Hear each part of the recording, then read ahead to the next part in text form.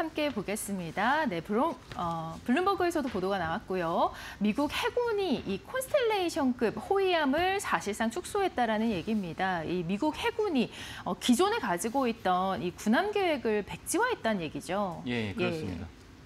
그래서 이제 이번 보도가 중요한 건 결국 미국은 이제 중국을 견제하기 위해서 이제 자국의 해군을 갖다가 많이 증대시키려고 그러는데, 근데 증대시키려고 하는데 그나마 있었던 이 콘스텔레이션급의 그 호위함은 전체 미국 해군에서 중간 역할을 하는 그런 규모의 이제 군함입니다. 그 군함을 사실상 건조를 백지화했다라는 얘기는 우리나라에게 중요한 어떤 기회가 되고, 사실 그런 맥락에서 블룸버그가 실질적으로 미국 해군의 미국 조선업의 많은 문제점인데 해결책은 한국밖에 없지 않느냐, 이런 맥락에서 보도를 했습니다.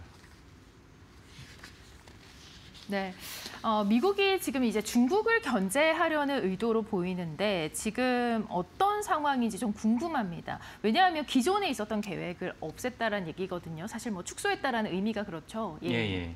현재로서는 이제 중국은 군함이 400대가 되는데 미국은 군함이 290척밖에 안 됩니다. 그러면은 전체적인 규모만해서 미국이 중국보다 압도적으로 뒤지는데, 여기에 또 많은 분들이 생각하실 때는 아니, 항공모함이라는 관점에서는 미국이 압도적이고 중국은 항공모함이 하나가 있긴 하지만, 우리 전문가들은 또 많은 분들이 또 이제 군사 전문가들이 아니지만은 그 해군에 관심 있는 항공모함에 관심 있는 많은 분들은 유튜브나 다른 정보를 통해서 취득한 정보로는 중국이 갖고 있는 이제 항공모함이라는 것은 실질적으로 항공모함에 받아들일 수 없는 그런 능력이다라고 이제 생각하시는 분도 계시겠지만, 항공모함은 그렇지만 항공모함 갖고 이제 전쟁을 치는 것만은 아닙니다. 그래서 실제로 전쟁을 치를 때 중요한 것 중 하나는 무엇이냐면은 실제 해군의 규모가 더 중요하다라고 이제 CNN과 블룸버그가 공통적으로 말을 하고 있습니다. 그런 점에서 아까 말씀드린 중국의 해군 군함의 규모는 400척이고 미국 해군의 군함은 290척이니까 한 3분의 2에 불과하지 않습니까? 그런 점에서 미국 해군이 군함을 늘리지 않으면은 현실적으로 어렵다라는 점이 중요하고, 현실적으로 어려운데 그러면 실질적으로 미국 본토에서 해군을 건조시킬 만한 조선소가 없지 않느냐, 이 점이 사실은 이제 미국에서 아픈 대목이라 하겠습니다. 네.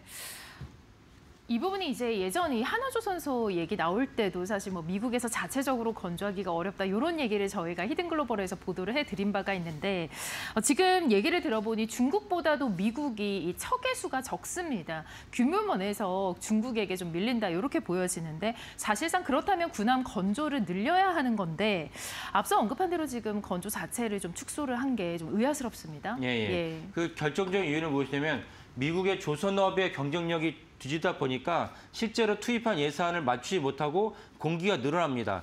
공기가 늘어나면은 예산이 더 많이 추가되는 이런 악순환이 발생을 합니다. 그래서 펠란 장관이 이제 2주 전에 아까 말씀드린 미국 구축함에 대한 건조 계획을 100% 이제 축소한 것이고 백지화했는데, 그러면 이제 그걸 갖다 좀 더 비용 면에서 본다면 블룸버그는 뭐라고 보도했냐면, 한국 조선업이 한 척을 건조할 때 미국 조선업은 2척의 건조 비용이 필요하다. 그러니까 가성비만 공기를 가성비만 따졌을 때 미국의 조선업은 100%가 넘는 이제 비용이 추가로 한국보다 필요하다는 것을 지적을 했습니다. 그래서 미국 해군의 건조를 많이 늘려야 되지만 비용이 너무나 많이 늘다 보니까 자국의 건조를 갖고 조선업에서 건조하는 건 실질적으로 어렵다라고 이제 인식을 하고, 그 때문에 그러면 대안이 무엇이냐, 이런 맥락에서 블룸버그가 길게 이제 보도를 했습니다. 네.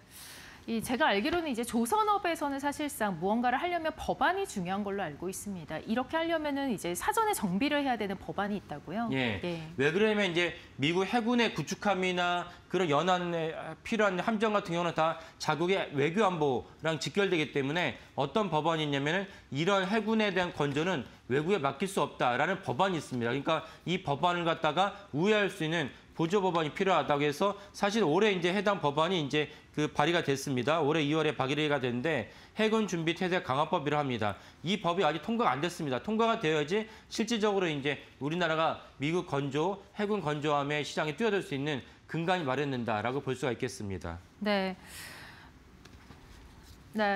이 법안, 지금 말씀하신 거 들어보니까 해군 준비 태세 강화법입니다. 자, 급한 쪽은 결국은 미국이거든요. 그러다 보니까 법안이 이제 통과가 된다라는 전제 하에로 본다면 우리나라가 좀 주인공이 될 수도 있겠습니다. 예, 맞습니다. 그래서 법안이 통과된다는 전제에서 이번 사안을 들여다본다면 결국은 HD 현대중공업과 하나오션이 이제 주력 종목으로 떠오르게 됩니다. 왜냐하면 두 회사가 방산을 하고 있고 두 회사만이 잠수함을 건조한 이력이 있습니다. 그리고 다른 어떤 구축함도 건조한 이력이 있기 때문에 두 회사가 미국 해군에 대한 조선업 수주에 대한 그 뛰어들어서 열매를 갖다가 향유할 수 있지 않을까라고 생각을 합니다. 지금 화면에 보이신 대로 그 금요일날 종가 기준으로 HD 현대중공업과 이제 하나오션에 대한 YTD가 나오고 있는데요. 하나오션 YTD가 무려 187% 엄청나지 않습니까? HD 현대중공업 역시 85%의 그 YTD를 보였습니다. 반면 코스피도 많이 올랐지만 코스피는 70% 정도의 YTD를 올렸습니다. 이런 맥락에서 사실은 조선업이 많이 올랐으니까 이제는 팔아야 되지 않나라고 생각하시는 분도 계시겠지만 이제 미국에서 불어온 훈풍을 맞아서 본격적으로 이제 매출과 수주에 반영하는 것은 내년부터다라고 이제 이해하시면 좋겠습니다. 네, 현대중공업이 지금 100%가량, 한화오션이 200%가량 지금 올랐습니다. 뭐 최근에는 약간 주춤해도 여전히 엄청 많이 오른 수치인데 사실 뭐 재원 마련이 이제는 핵심이겠죠. 예. 재원 마련에서 중요한 트리거는 우리가 미국에 건네주는 이제 1,500억 달러로 이제 추정을 할 수 있습니다. 그런 맥락에서 관세 협정에서 우리가 미국에 1,500억 달러 주기로 한 건데 거기에 더불어서 야 우리가 준 돈을 갖고 미국의 세금을 건조하면 우리가 가져오면은 사실 우리나라 세금을 갖고 HD 현대중공업과 하나오션을 부양하는 셈이다라고 비판할 수도 있지만 그에 훨씬 더 많은 금액의 미국 해군에다가 예산이 투자해야 될 것으로 보여집니다. 블룸버그는 무엇이라 보도했냐면은 향후 30년간 매년 400억 달러씩 미국 해군 건조에 투입할 것이다. 그러면 30년간 매년 400억 투자한다면 30년 전체로 본다면 무려 1조 2천억 달러죠. 1조 2천억 달러라는 숫자는 엄청난 숫자입니다. 향후 4년간에 걸쳐서 전체적으로 민간을 다 합쳐서 미국의 그 전체의 그 데이터 센터, AI 데이터 센터의 시장 규모가 1조 2천억 달러니까 엄청난 규모입니다. 그러니까 사실상 미국 해군 건조에 필요한 예산이 1조 2천억 달러다, 30년간. 그렇다면 하나오션과 HD 현대중공업이 뛰어들어서 이제 엄청난 규모의 시장 규모를 갖다가 성과를 누릴 수 있는 그런 근간이 이제 마련했다 이렇게 보시면 되겠습니다.